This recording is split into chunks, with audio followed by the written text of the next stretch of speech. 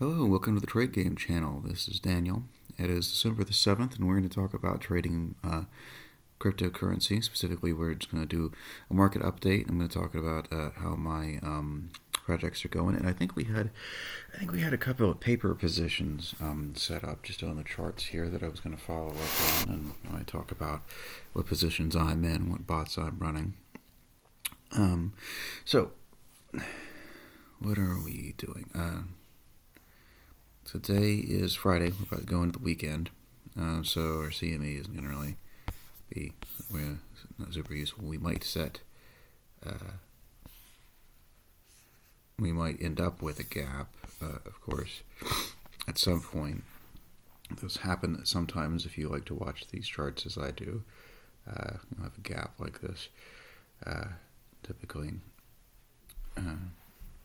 those get filled in, so it could be kind of useful here to watch those.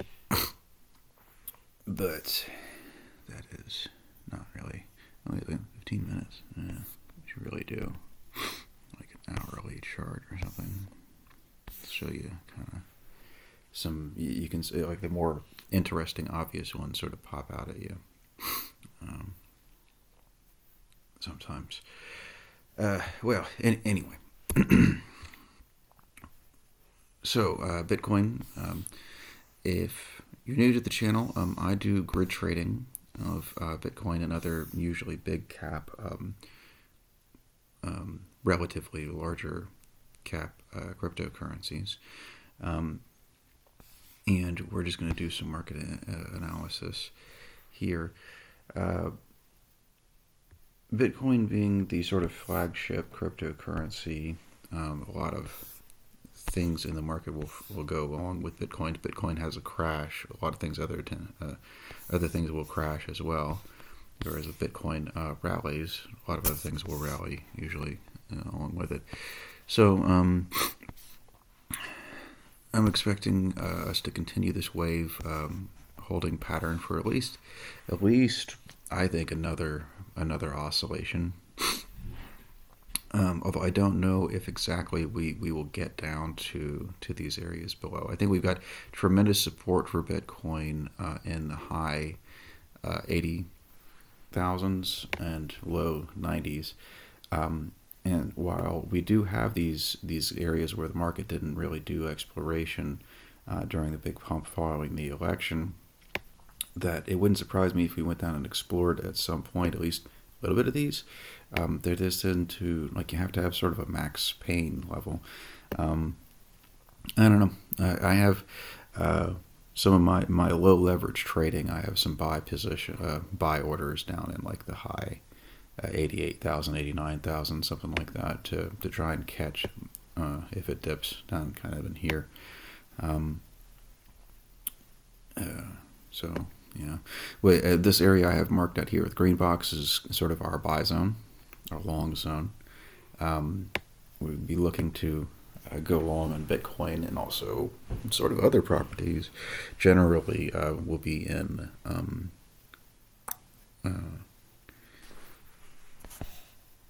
potentially a good situation to start buying them when Bitcoin is looking down, because other coins will tend to look down as well.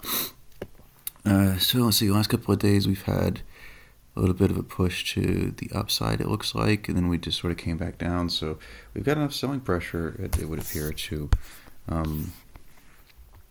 keep this probably moving. Looking at this, looks like we went up pretty high, tried to come up with some buying pressure, but then ultimately got pushed back down. So I don't see any reason to think that Bitcoin isn't going to continue to sort of follow this general potential layout that I personally had settled on. I wouldn't surprise me, again, I can't stress this enough, it would not surprise me altogether to see Bitcoin kind of get it down into these areas. And so if you have any long positions that you're trying to hold for a really long time on Solana or on Ethereum or these other things, be aware, or Bitcoin, that we may get down into here. So if your liquidation values are in like the 80,000s, or even down into like the 70,000s, if you have a liquidation value for your Bitcoin trades that's above like 75,000 or something, you might want to add some more margin to your account and secure it beyond that point. Just I'm just saying, just in terms of like, just to be safe, we may come down and almost revisit these sort of area that we were at for all of last year. Just because the market does not like to have inefficiencies, right? We are up right now in Bitcoin, so we're sort of, if we're going to go and do price exploration higher, which is what I think is going to happen, what most people I think are expecting, there may be a period of pain here as we accumulate liquidity before going back up. So for now we're ranging, but I'm just saying, just be aware of the fact that we may range down pretty far before moving up. This is why sometimes buying in spot can be a really good idea, because you can set your buy orders, as I just pointed out, kind of in this green box or a little bit below, and then just wait for the price to range down into there to get a good price in spot.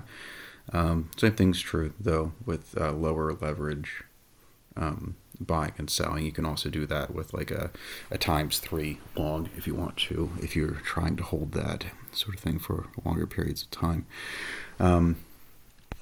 You could also create a similar box, and I suppose I will since we're talking about it, kind of in these areas up here where we've gone up and challenged and almost gotten up to $110,000, which I had said before. As I've said other times in this channel, I think that there's, after this, the pump in November, I was speculating, thinking to myself, well, I think that there's going to be a psychological level around $100,000 for Bitcoin, because that's a pretty significant psychological level. People like those sort of big round numbers like that. Ooh.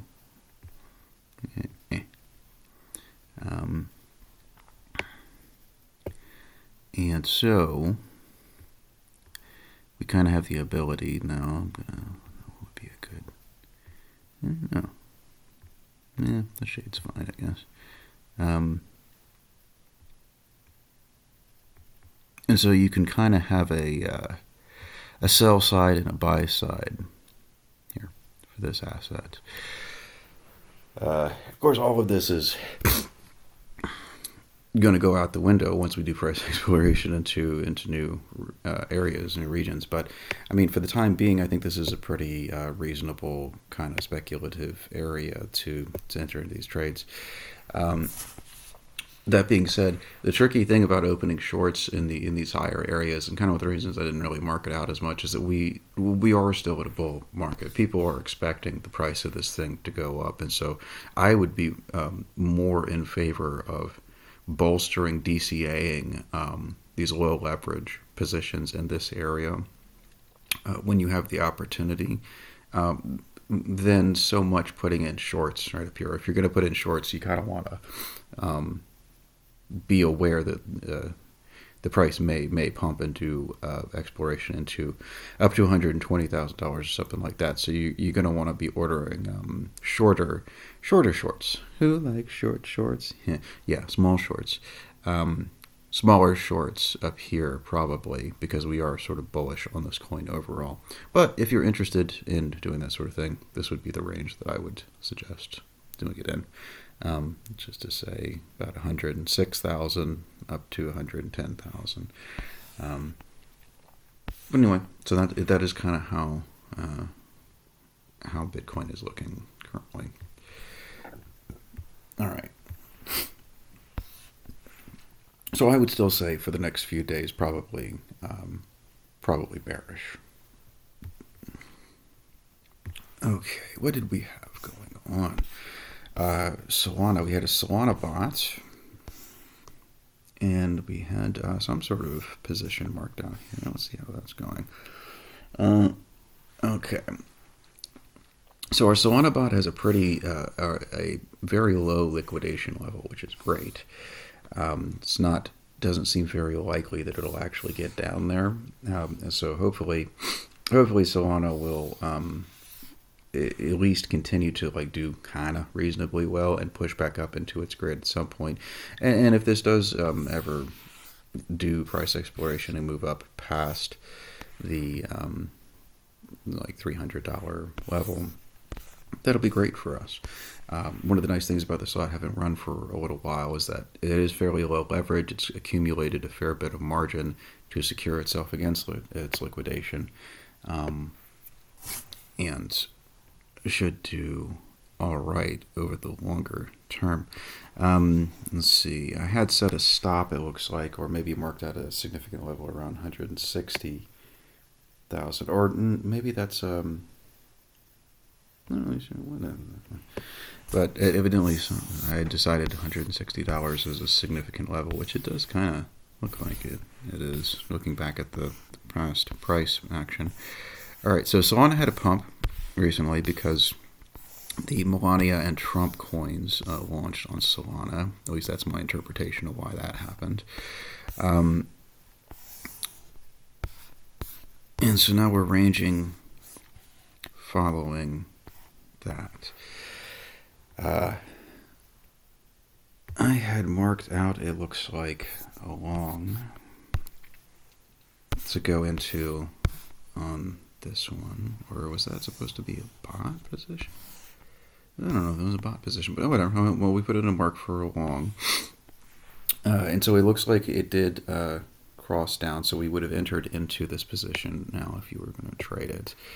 Now, whether or not this will be successful is sort of interesting, because Bitcoin is still looking bearish, and I wouldn't expect Solana necessarily to pop up unless Bitcoin starts having a good time. But we'll see. I mean, I planted this here for a reason, and part of the point of this channel is to open these things and set a stop, and then have me be consistent about what I'm doing in my trading and paper trading, because there's a little bit of both going on with me at all times anyway. And in this case, we would have entered a long on Solana and would be in a little bit of loss right now. It may find support, or we may decide to DCA at some point if we think that we can get some good cheap Solana. So if the price of Bitcoin, say, gets really bearish and this price dips down really far, we may decide to DCA as it gets closer to here. But that just sort of depends on how we feel about where Solana might be. Might be going to it. Oh no, yeah, okay. Looks like I am actually in this long. Cool. Yes, I have a extremely small amount of money in this long, very small, but enough that at least it'll keep me looking at it, and I'll can check it with my phone real quick easily when I'm just sort of out and about and around, sort of see how it's going. But this is one thing that you can do. For example, you can do stuff like you can set out a long with very low leverage, and just put an incredibly small amount of money into it. So it doesn't matter to you personally at all, really, if the trade succeeds or fails. It's not a big deal to your bottom line. And then that will give you something to keep an eye on, and you can kind of then watch whatever asset it is you're following with that in mind, and then perhaps decide to DCA later if you think you see a really good opportunity. So just being in the market, being involved in these currencies, even if you just have like a few cents, 25 cents or 50 cents or something, can be enough to kind of like keep you active and engaged and involved, and to see a good opportunity to really do an actual real move. So let's see, and I had set a stop right here at 172. If we don't continue to set higher lows here, then I was just going to say, let's get out of the trade. So that makes sense, I suppose. All right. So in terms of the hourly chart for Solana, we had a big pump, and now we're coming back down, had a correction. So what we're essentially doing, it looks like, is we're doing that good old kind of a double top sort of forming here, sort of, kind of.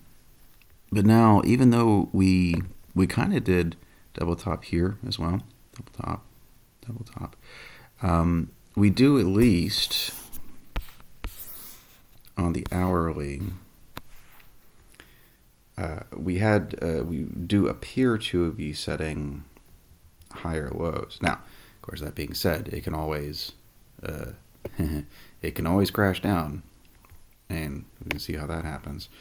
But at least for the time being, we got a nice wedge going.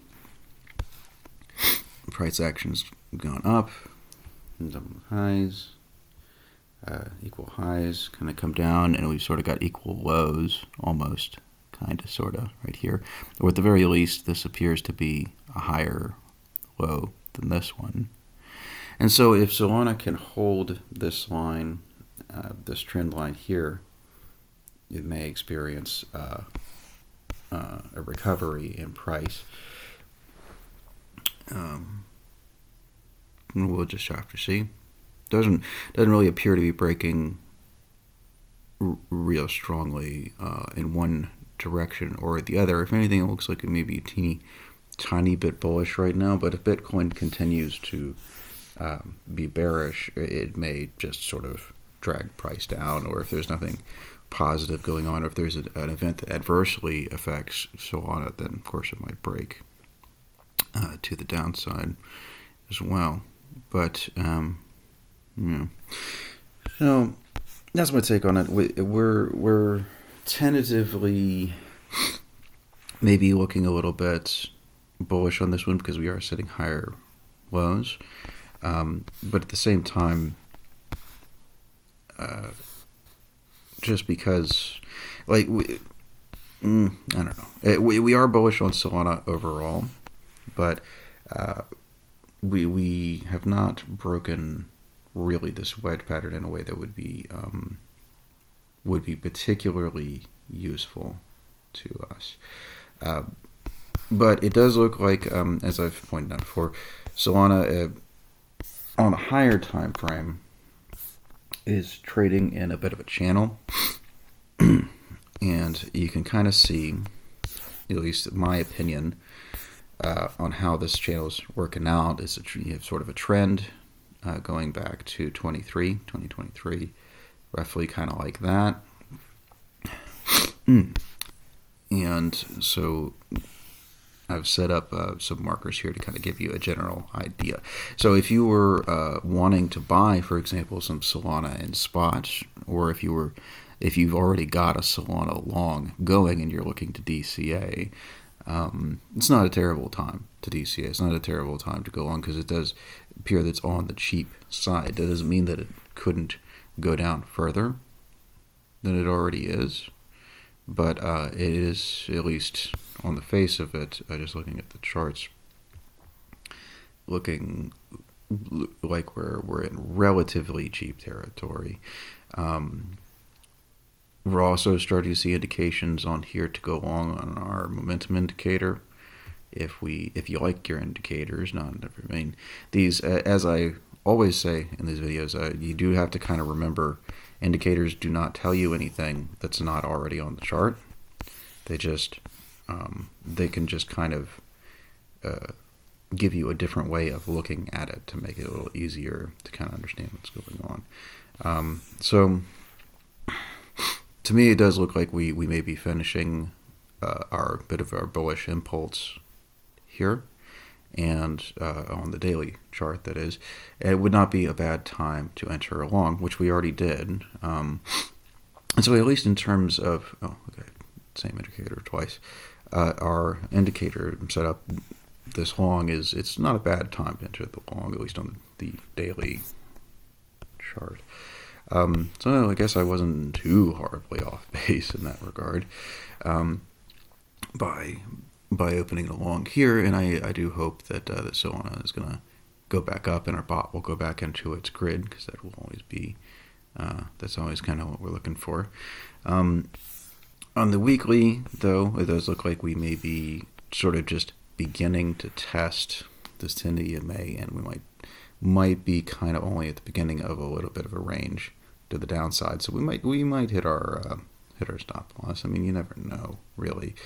And on the weekly also, this hasn't really quite swung all the way back to its red side. So how much of a potential, possibly maybe bullish impulse might occur now, if it is due for one, is a little bit debatable. Or we might have a little bit of a retracement. For example, back up to here to fill in this fair value gap, this gap here that hasn't really been mitigated. In which case, given that on the weekly it still kind of looks like we probably are going to keep going down, and Bitcoin kind of seems to me wants to be on a downwards wave before finding some support and then pushing back up. If this long position gets back up into here and satisfies this inefficiency in the market right around $120, I may elect to just go ahead and take profit entirely at that point and close out the long. But don't know. We'll see. You just because you set your target up here doesn't necessarily mean that you have to wait and see if it gets over that point. But then again, this being a market tending to have an oscillation pattern, it does sort of seem like it is due for an oscillation up on the daily anyway. It's just a question of sort of how high up we might oscillate. When I was setting up this trade, I intend to go for the 1.5 risk-reward ratio.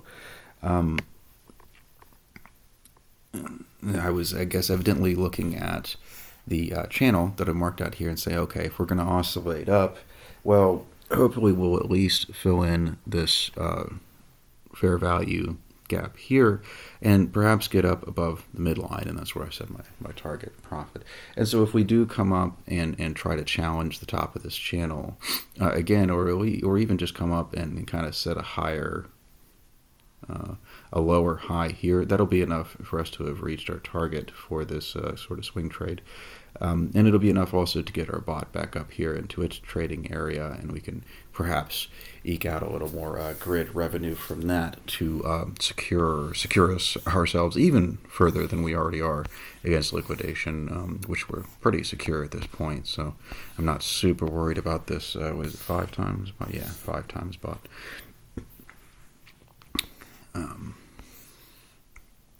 So yeah, that's how we're doing on Solana.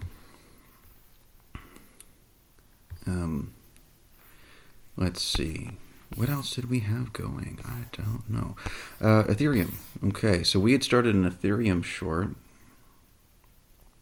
I'm going to do, I guess, an update on that. And I believe, did I also set parameters for a long? Oh, yes, I did. Okay, so it looks like I set up a paper trade for a long that didn't get stopped out here when we were looking at it the other day, but it looks like it did. I don't remember what I had said. I remember looking at this on the day that the trade was going, and saying, yeah, I would just set a stop loss at break even and just get out of this trade, because it was ranging way too low into the NG area. So if I had been trading this, I don't know if I said this, was what I would have done after the trade had entered here in the price, is looking at this being as we nearly hit our stop loss and we're really kind of ranging, I probably would have just said, no, this is not likely to happen. This is not the breakout that I was looking for. And so if it's not the breakout that you were looking for when you started the trade, then the objective is just to get out of the trade and not lose any money. And so I would have been setting my stop loss, and I suggest you do this sort of thing too, at or pretty darn close to the break-even point here. So you can just, even if it pumps, it's fine, whatever, just get us out without a loss. And it would have just barely stopped out here, and would have not hit the stop loss down here. But so this would be an example of a losing trade. If you had like tried to hold this out to the bitter end, but this is why you don't try to hold things out to the bitter end. If you're in a trade and it looks like it's not going exactly the way you planned, if it's not going the way you planned, generally, period, at all, just take whatever profit you may be in and move on to something else. Or if you're in loss like this and you think that you might be able to, you can do like decide to either set a stop loss at break even and see if you can, if the price will come back up there, or you can just close out with a little bit of loss here, kind of somewhere with a reasonable internal peak, and just move on. But setting your stop loss to break even, so that you at least kind of get the money back out of the trade that you had put into it before, it is a pretty reasonable thing to do. And so then your trade will either come up and hit break even, or it'll go down and hit stop loss. And so you kind of that's what I would suggest there. So this would be an example of a trade that you would want to get out of, and the way to do it would be right here, and it would be by setting your stop loss to a break even point when you see the trade is not really going the way you want it to. Okay. But let's clear that off, because it's getting messy trying to look at that. So the other trade we had going on, we had also set up I had actually set up a long, I think, right around here. It looks to me like Ethereum, let's see.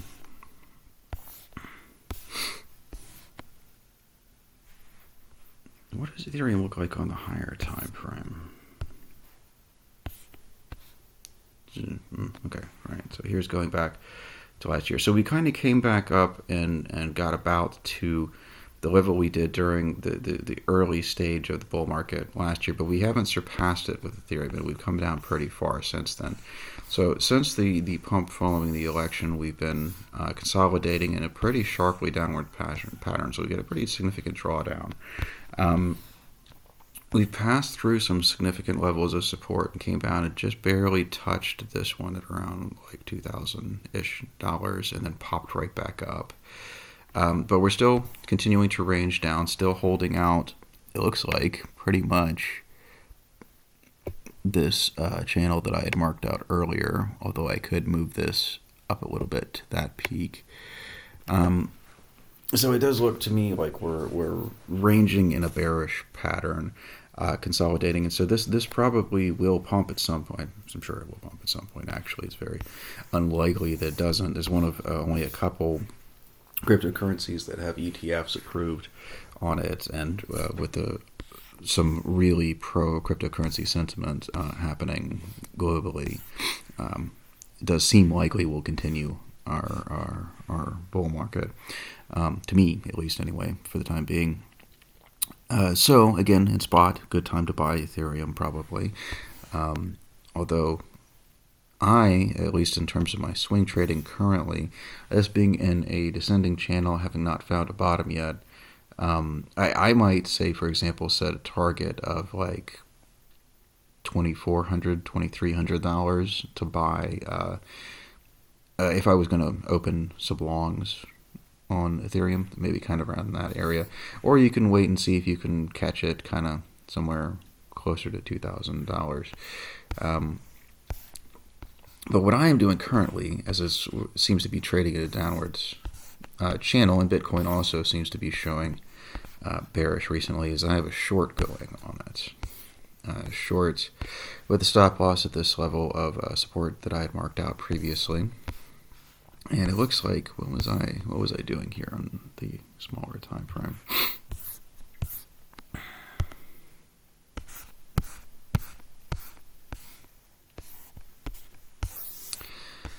Okay, so we had kind of a wedge pattern, broke to the upside, and then broke down. Okay, so that would have been a bit of a relief for me watching the trade had I been watching it when that happened. But of course, I had set my parameters and went to work, lived my life for a little while. So how are we doing currently? No. We're doing all right. We're in profit now, so that's good. Not quite so far that I would necessarily move my stop loss.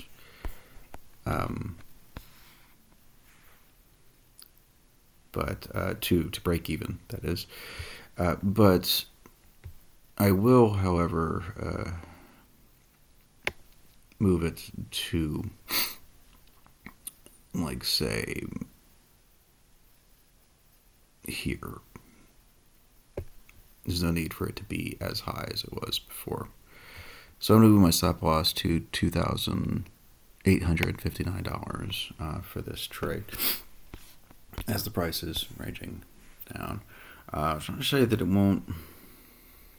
I don't know. See, sometimes you kind of do have to leave room for these to breathe and come up and possibly make a double top. Forget it. Let's just leave the stop loss where it is. I set it there for a reason when I set up the trade, so forget about it. But we will probably move it down at some point when this, if this doesn't want to come up and challenge this and continues down a little bit more, then I'll be moving the stop loss to a break even point. And so once you have a trade going like this, and see what you would want to do would be, once it's in a fair bit of profit, the price action is kind of away from your entry point a little bit, is move your stop loss to at least your break even point or a little bit below, like maybe here. That way you will at least get something out of the trade if the price reverses direction and turns on you. And yes, you'll get stop lossed out and you'll lose. So there will be some trades where it'll come up and hit your stop loss and you'll only make like 5 or 10% or something, and then it'll go the way you want it to, and you'll miss out. But it's still worth it in my opinion. Like, it's just the idea when trading is you're going to lose some trades. There's no way that you're not going to lose some trades, and so you want to get as good at losing it, minimizing your losses as possible. So moving your stop loss as the price action moves, including when it's going in the direction you want, is just generally going to be a good idea. So yeah, we'll do that, and I may also set a trailing stop when if I do move this stop loss to another level. I also may simultaneously move the stop loss to the break-even point, and then simultaneously set a trailing stop from the current price to maybe this peak here. So it would be taking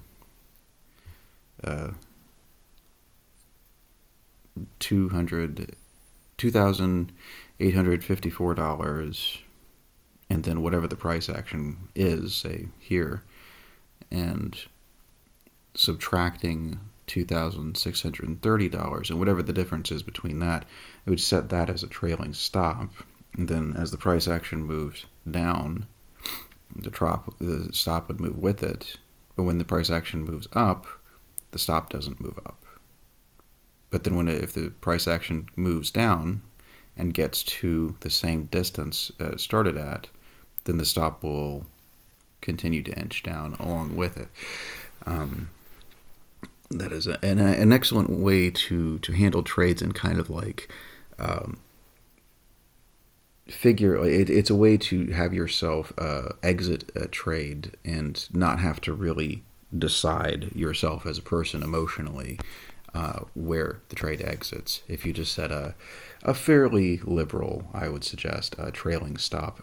But I would also suggest using that in conjunction with a regular stop loss to kind of secure yourself. So if this trade gets into like down to here, for example, say level of resistance and support here, at that point, if it doesn't look like it's going to swing back up, I may set a trailing stop and also set a stop loss. Maybe say here at $2,700 or something, so that even if the price swings back up, I'll still make a little money. Or set it like fairly close, maybe to here, and make maybe a 1% profit or something. Not a whole lot, but just a little bit. Because remember, you don't want the price to sweep back up, hit your stop loss, and then go down. You want to give it enough room to kind of wiggle. Or you could set your stop loss like just directly at break even, and then set your trailing stop to kind of from somewhere from down here to here, and that's a pretty wide area that will just follow the price down as it goes. So using those two things in conjunction can be very helpful in my general experience.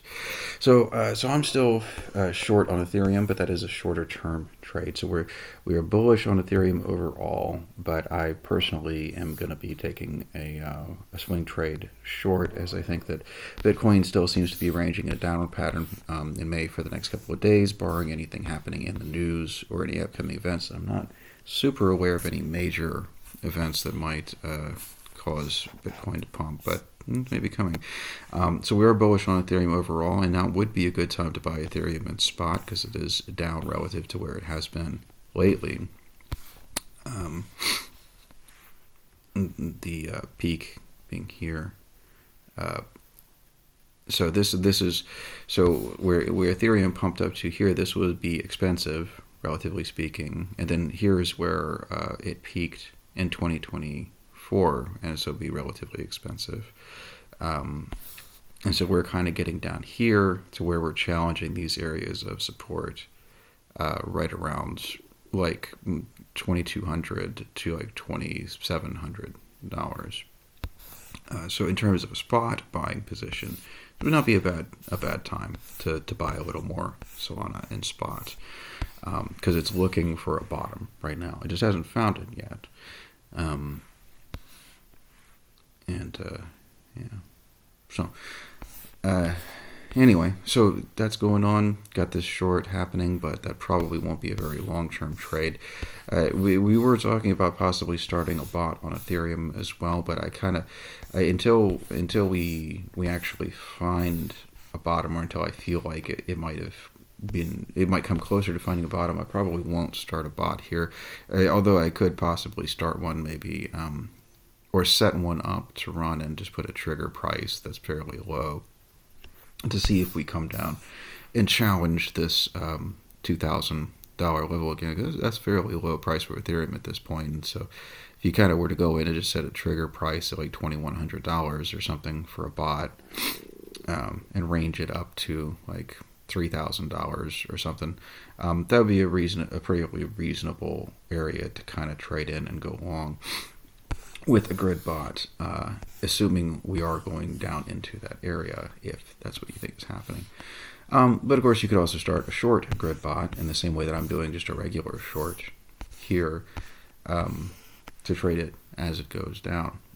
Remember, grid bots are ultimately, that are long or short grid bots are kind of like opening regular positions. They're just sort of trading throughout the grid that you set up, and then can either get stop lossed or liquidated out if it goes the wrong way outside of the grid. And if it goes above the grid or outside of the grid in the direction that you want it to be going, then it just turns into a long or a short position in which you have DCA'd in across the grid. All right. Well, so that's just a little update. So we talked about Bitcoin, we talked about Solana, we talked about Ethereum. Okay, those are sort of the big three. This is the Trade Game channel. I'm Daniel. It's February the 7th. Thank you for watching and listening. Please do like and subscribe to the channel. Help us grow our community. That would be lovely if you could do that. Um, yeah, God be with you. Please be good to one another, and I will talk to you later.